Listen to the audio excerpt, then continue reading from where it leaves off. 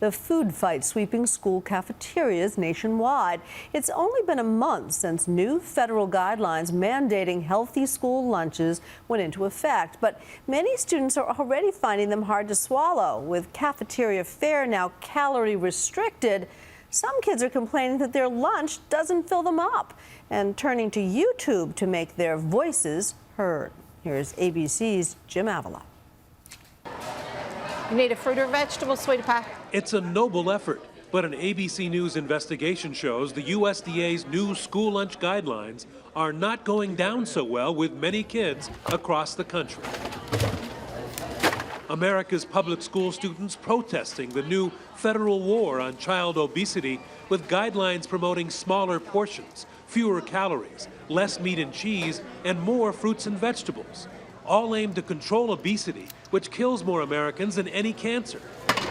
Some of the protests hit the internet in dramatic fashion, like this lunchroom revolt. Give me some seconds, I need to get some food today. My friends are at the corner store getting junk so they don't waste away. Students at this Kansas high school creating a viral video protesting the new calorie-cutting menus in their cafeteria.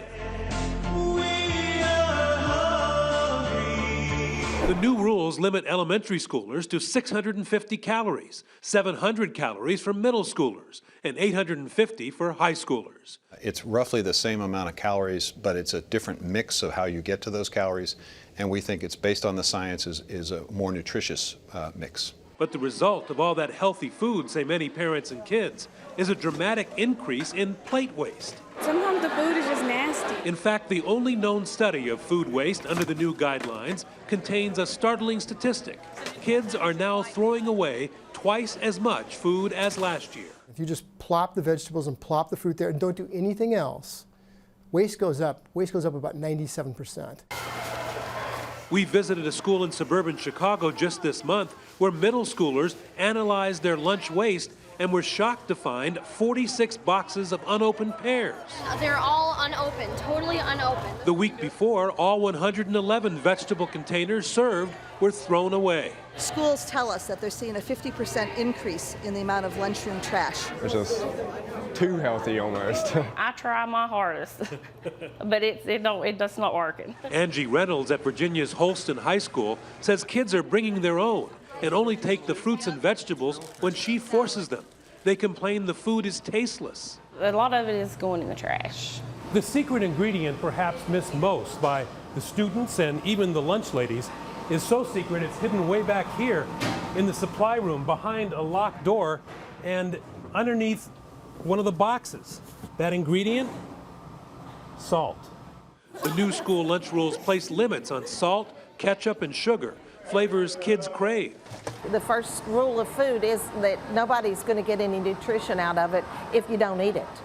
The trash can does nothing for you nutritionally.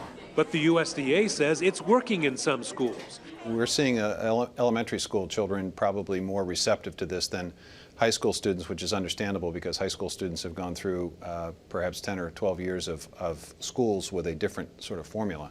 And that Cornell study finds there are creative ways to cut down on plate waste, that by moving the healthy choices to the front of the buffet and making up names for vegetables like power beans or X-ray vision carrots, plate waste will drop dramatically.